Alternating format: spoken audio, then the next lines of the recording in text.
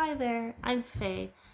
For anyone who doesn't know, I am here on YouTube documenting my weight loss journey, and I am on a goal to lose 150 pounds.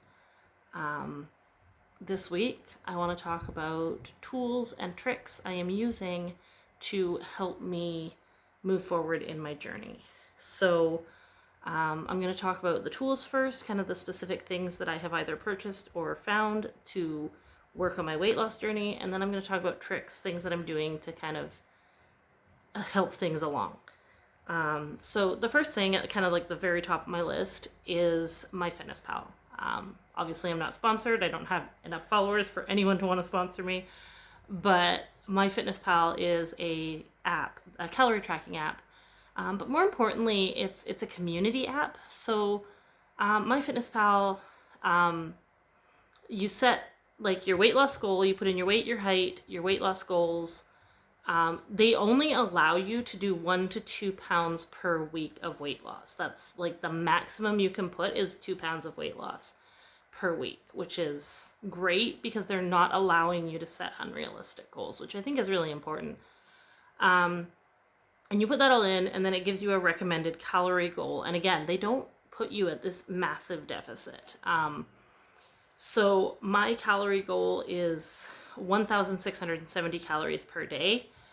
And that's set with like a set entry amount of activity. So like as my activity increases, I am going to have to update that. But for now, it works out pretty well. And they also track like your macros. So your proteins, your carbs, your fats, all that kind of stuff. And it's really beneficial for me as someone who will overeat, who does binge, who does need to track and really have a visual and an ability to see what I'm eating, how much it is. And they have a barcode scanner, which makes it super, super easy to track if you're eating like anything processed. And they have a verified system where there will be a little check mark, which means they have confirmed that this item is accurate. And you can submit updates to the items. So if you find an item when you scan a barcode and the information is not correct, you can submit an update for that, which is cool too. So yeah, MyFitnessPal, enormously helpful. And I can link it to the second tool on my list, which is my Fitbit. Please excuse my nasty band. It is, again, very old. And so I am getting a replacement band soon. But I have a Fitbit Flex 2. It's not super fancy. It's like no time. It just has this and you tap it and then it shows you kind of how much of your goal you've hit. And then this little light at the top turns green when you hit your goal. Now I use this for tracking steps, but I also, for me, find it very useful to see how much sleep I'm getting because I use a CPAP, obviously. But the CPAP tracks how long you use it. And if I put it on and then don't fall asleep for an hour, it's not accurately telling me how long I slept. Whereas the Fitbit, once you stop moving, it starts tracking and then it marks restless periods, which is for me something really handy to have because I use a CPAP and because sleep is something I struggle with. So that is linked up to MyFitnessPal and they talk to each other and it's super useful and really easy to link up. So I find that really helpful to have those two apps talking to each other. The third thing that I am using that also kind of coincides with MyFitnessPal is a food scale. I think if you are trying to lose weight and you are calorie counting, you need a food scale.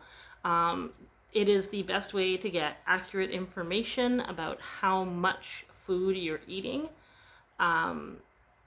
Because you can measure by grams, ounces, milliliters, whatever weight or like type of weighing you need, you can switch your food scale to. Mine has like 6 different settings that I can set it to.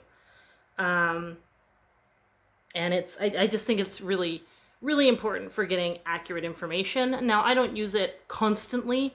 Once I have a really good idea of what a portion looks like, I don't use the food scale anymore. I just measure out that portion because I know, okay, like the correct portion of rice looks like this much in a bowl. So, but it's, for me, getting to a point where I can visualize a portion is really important.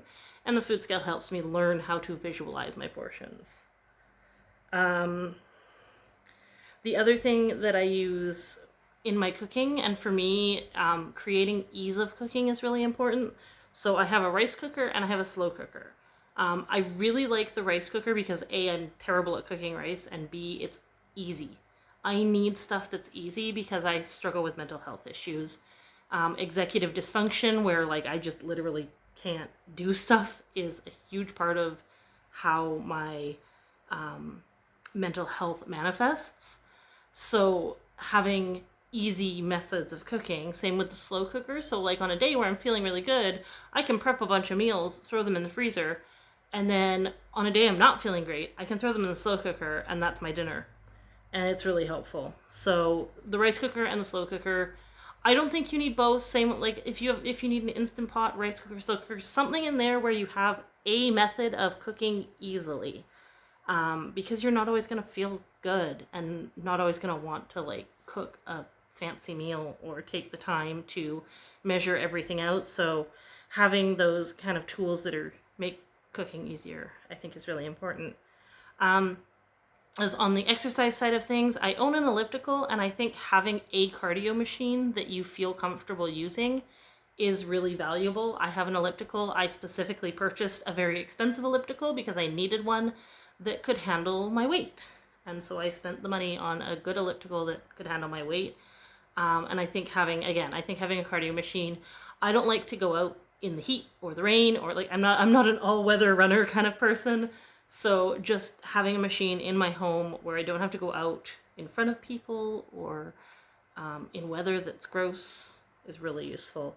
I don't think you need to spend the money that I spent to get my elliptical. I see them on Craigslist all the time. So Craigslist, Kijiji, for super cheap. So I've seen them for free if you are willing to clean it up, or if you find one that someone just happens to be selling for free. So I don't think exercise equipment needs to be expensive. And the other tool that I use is YouTube.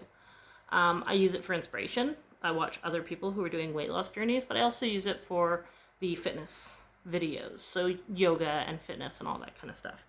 I think it's really a really useful tool. And again, it's another thing that's free, and I am all for the things that are free. So yeah. And then some of the tricks I use. So there are a couple kinds of tricks I use. There are tricks related to routines, and there are tricks related to tricks where I am kind of scamming my brain into thinking that I am eating more than I am, or that I'm doing more like snacking than I am. So the first one being plate size. I use smaller plates. I have large like dinner plates, and I barely use them anymore. And then I have smaller plates that are supposed to be like a sandwich or a bun or bread plate. Those are what I use for my meals. So those plates look significantly fuller than when I'm using a large plate for the same amount of food.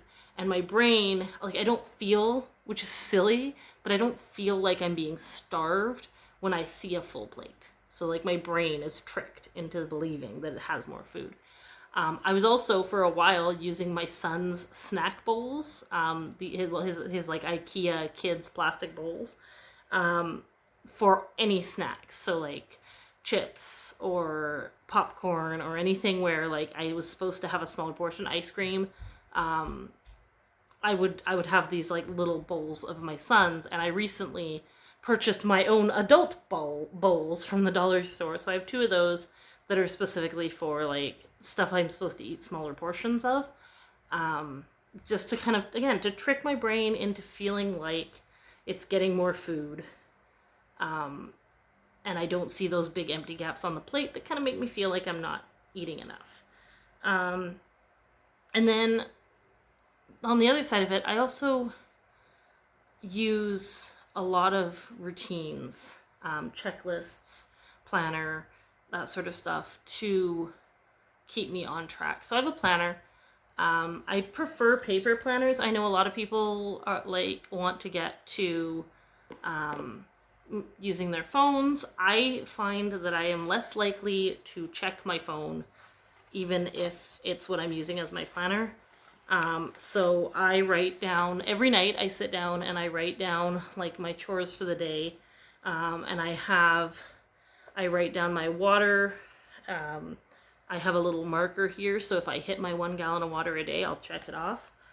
And so having a physical planner is really useful for me as far as tracking stuff, as well as a solid morning and night routine. So the planner is part of my night routine. I actually write everything down that I want to do the next day and then check it off. And getting enough sleep is really imperative to me being healthy and losing weight. So making sure that I have everything set up to go to bed at night, doing the little things that improve my mental health so I feel like I can stay on track is really important. So I make sure I make my bed every morning. I get dressed every morning. Things that I had let fall by the wayside when all of this started with the quarantine, I am now really focused on trying to pick up again. And so having routines in the morning and the evening is really useful for me.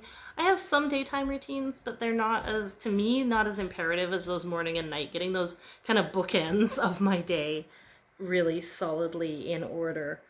And yeah, just as far as that, like, I think that having tools that you use and like tricks and things to help propel you forward can be really valuable, and I wanted to share some of the things that I find useful. So that's all for this week. I'm not sure what I'm going to do next week because it's a 5th Saturday and I forgot and didn't schedule for it. So next week I was like, oh, I'm going to do my weigh-in next week, but that's not till the following week. So figuring out what I'm going to do for next week. But I hope you enjoyed this video, and I hope that maybe some of these tools or tricks were new and something that you could use. Again, I find them useful for me, and they are helping propel me forward on my journey. Had another loss this week, so I'm hoping to have a nice big number to share with you guys on the 6th of September when I do my next weigh-in. But yeah, so we're moving forward, and that is the important part, and I'm feeling pretty good about it, even if I'm sick. So, bye.